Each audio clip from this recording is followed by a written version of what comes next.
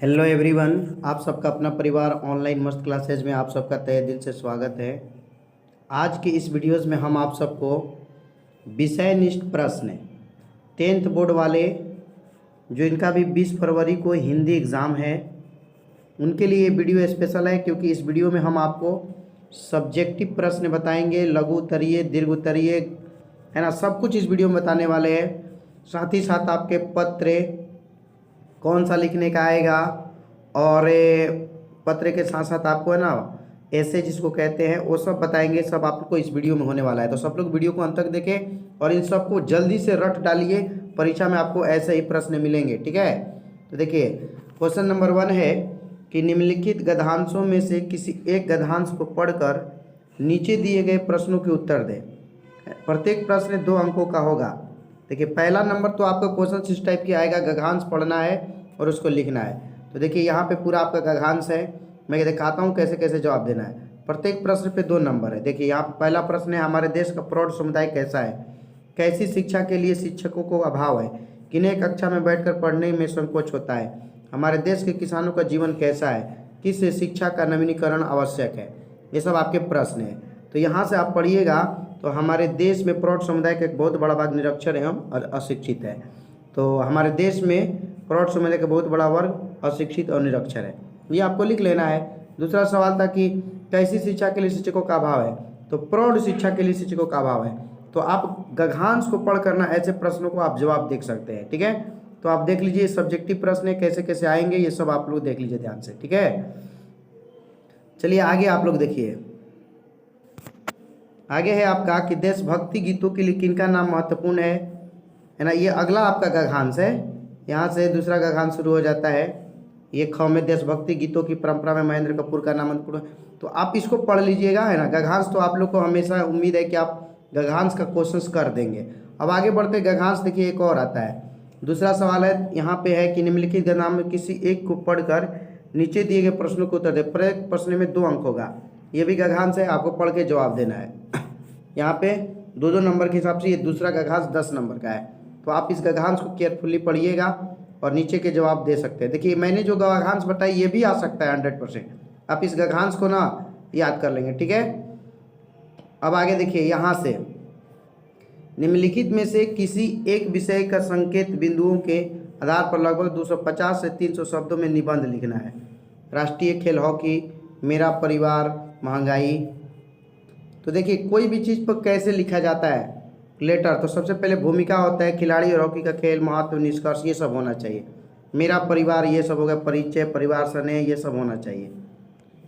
महंगाई में आपका भूमिका, कारण, रोकने का उपाय, निष्कर्ष, ये सब लिखना होगा, ठीक है। कोरोना महामारी, तो देखिए राष्ट्रीय खेल पर यहाँ पे है सबसे पहले भूमिका डाल के लिख देंगे, भूमिका के बारे में क्या क्या है ना। हॉकी मैदान में खेले जाने वाला खेल है जिसमें 11-11 खिलाड़ियों का रखने वाले 2 टीमों का द्वारा खेला जाता है। इस भारत का राष्ट्रीय खेल इसलिए चुना गया क्योंकि भारत हॉकी में कई सालों तक विश्व विजेता रहता है ना। तो ये सब देख सकते हैं खिलाड़ी और हॉकी खेलने का समय, पहले समय में यह अलग तरीकों के साथ खेला जाता है, हालांकि अब इसे मैदान ही हॉकी के रूप में खेला जाता है, जो 19वीं सदी के ब्रिटिश द्वीपों के विकसित हुआ था। ये सब चीज़ें लिख देंगे, आप लोग देख सकते हैं। इसका स्क्रीनशॉट ले लीजिए। सबसे बेस्ट चीज़ है कि आप इन सब का स्क्रीनशॉट ले लें।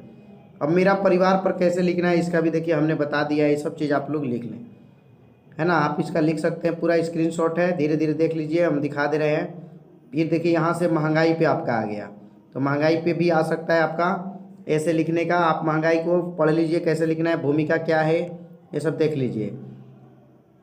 कौन खाई है जिसकी पाटती है कीमतें, ये सब कारण इसका क्या है, रोकने का उपाय क्या है, निष्कर्ष क्या है, ये सब लिख लेना है। फिर ये देखिए, ये भी आने की संभावना है, कोरोना एक महामारी। तो सबसे पहले भूमिका लिखेंगे, इसमें लिखेंगे कोरोना जीएस कोविड-19 के नाम से जाना जाता है।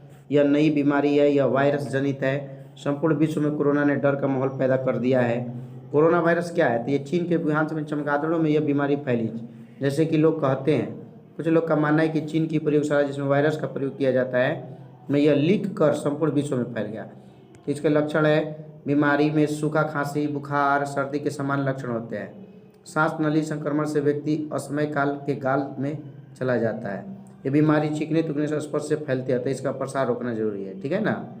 अब बचाव है, तो साबुन से हाथ धोना, मास्क लगाना, दस्ताने का प्रयोग करना, बाहर से आने पर स्नान करना, रोज वस्त्र साफ एवं स्वच्छ पहनना एवं हाथ को सैनिटाइजर से साफ करना, ये सब चीज़ें आप जानते हैं, आराम से लिख सकते हैं। निष्कर्ष, तो कोरोना वायरस की दवा अभी नहीं बनी है, संपूर्ण विश्व में इस बीमारी ने हाहाकार मचा दिया, ये सब कुछ करके आप लिख सकते हैं।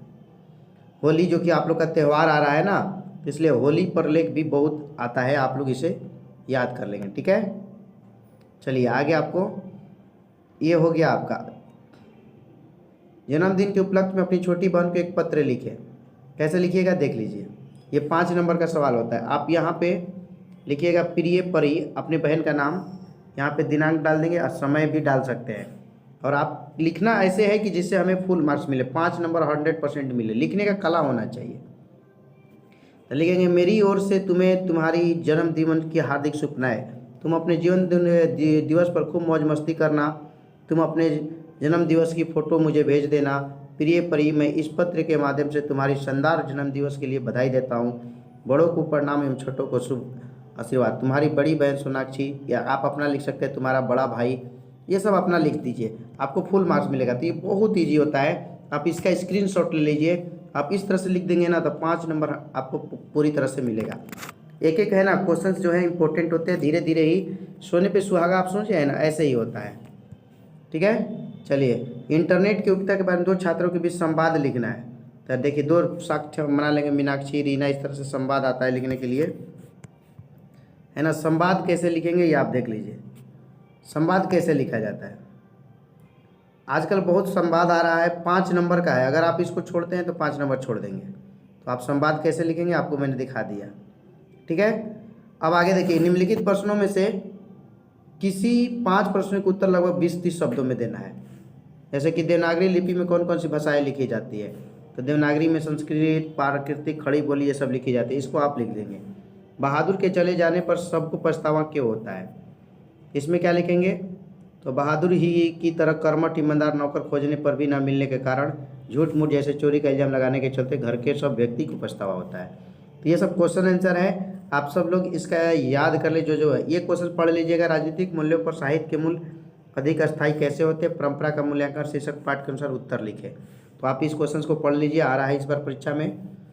अपने विवाह के बारे में बिरजू महाराज क्या बताते हैं, इस प्रश्न को पढ़ लीजिए। देखिए मैंने यहाँ पे लिख भी दिया है, टाइम आपके बर्बाद नहीं करना चाहता हूँ मैं, क्वेश्चंस आपको गेस कर दे रहा हूँ क्या क्या आने वाला है, इसको आप पढ़ लें। देख रहे हैं ये सब प्रश्न आया हुआ है एग्जाम में और आगे इस बार आ रहा है, सबको इसको याद कर लेंगे। ठीक है, अब देखिए अगला है कि कवि गुरु नानक किसके बिना जगत में यह जन्म व्यर्थ मानते हैं।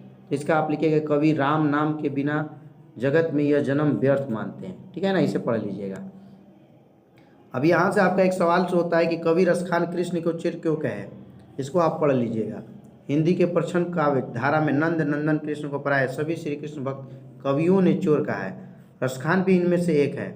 उनका कृष्ण पर चोरी का आरोप है। वस्तुतः श्री कृष्ण केवल माखन ही नहीं चुरा देते, वे अपने सौंदर्य से, शालीनता से, प्रेम से, स्नेह से, अद्भुत है ना वैश्वता से, लीलाओं से और भक्त वत्सलता से जन जन का मन चुरा लेते थे।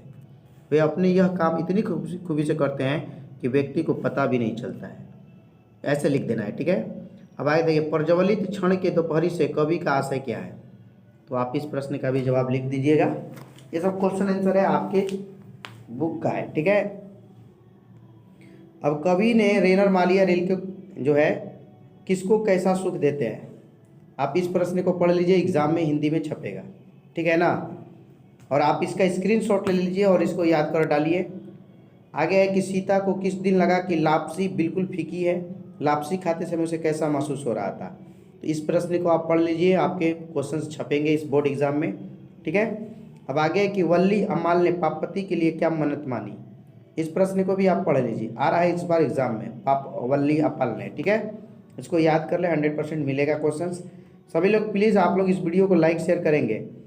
निम्नलिखित कथनों में से किसी एक कहना की व्याख्या करना है। गमले से टूटा हुआ उसका ग और घड़े से लुढ़कता हुआ उसका घ, इस पर आपको ना संदर्भ करना है, इसका जवाब देना है। कैसे लिखेंगे आप लोग देख लीजिए, मैं पूरी तरह से दिखा देता हूँ।